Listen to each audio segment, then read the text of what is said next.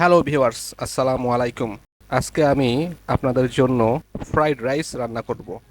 10 থেকে 12 জনের জন্য ফ্রাইড রাইস রান্না করব। কিভাবে রান্না করব পুরো ভিডিওটি যদি আপনারা না দেখেন তাহলে বুঝতে পারবেন না। রাইসের জন্য আমি 5-6টি সবজি নিয়েছি।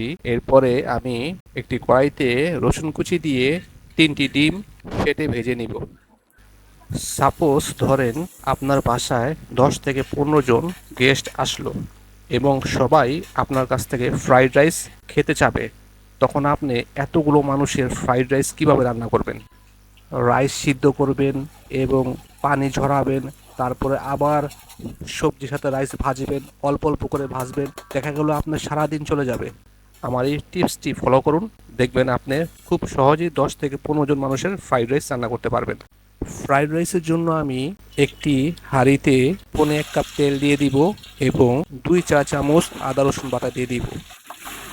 1.5 কেজি চালের জন্য এখানে আমি 7 মগ পানি দিয়ে দিব এবং পরিমাণ মতো লবণ দিয়ে দিব। ফুটন্ত পানিতে আমি চালগুলো দিয়ে দিলাম এবং 1 টেবিল চামচ ঘি দিয়ে দিব। 7 থেকে 8টি কাঁচামরিচ দিয়ে দিব। আমরা সবাই বাসায় যেরকম পোলাও রান্না করি সেম সেভাবেই পোলাও রান্না করব। ফ্রাইড রাইসের জন্য এখানে আমি সস তৈরি করব। প্রথমে আমি 2 টেবিল চামচ সয়া সস দিয়ে দিব এবং 1 টেবিল চামচ ফিশ সস দিয়ে দিব এবং 2 টেবিল চামচ চিলি সস দিয়ে দিব, 1 টেবিল চামচ চিনি দিয়ে দিব এবং ম্যাগি সস 1.5 চা চামচ দিয়ে দিব। সব একসাথে ম্যারিনেট করে নিব। ফ্রাইড রাইসের জন্য আমি এখানে সবজি ভেজে নিব। একটি কড়াইতে 2 টেবিল চামচ তেল দিয়ে দিলাম। তেলের মধ্যে রসুন কুচি দিয়ে চিকেনগুলো 1 চা চামচ ডিম দিয়ে মেখে 2 মিনিট ভেজে নিব। চিকেনের মধ্যে 1 চা চামচ ঘি দিয়ে দিলাম।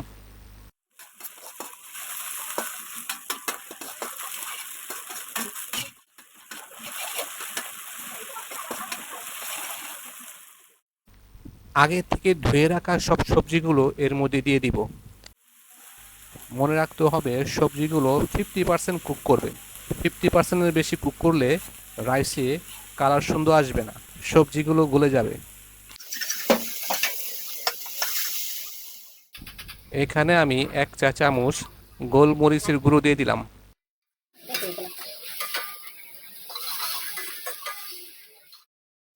আমার আগের থেকে তৈরি করে রাখা সব সসগুলো এর মধ্যে দিয়ে দিব।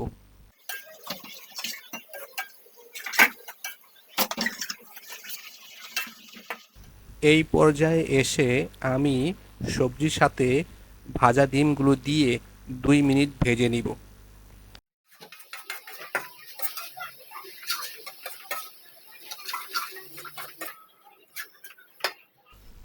আমার রাইসটা একদম পারফেক্ট হয়েছে, একদম ঝরঝরা। এই পর্যায়ে আমি চুলো অফ করে দিব। সবজিগুলো দিয়ে মিক্সড করে ফেলবো। প্রথমে অর্ধেক সবজি দিব এবং পরে বাকি সবজিগুলো দিয়ে মিক্স করে ফেলবো।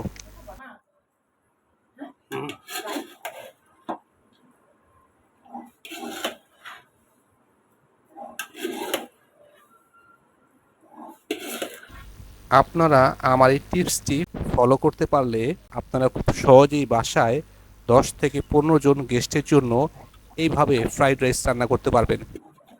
একদম ঝরঝরে ফ্রাইড রাইস হয়ে গেল আমার খুবই মজার ঝরঝরে ফ্রাইড রাইস।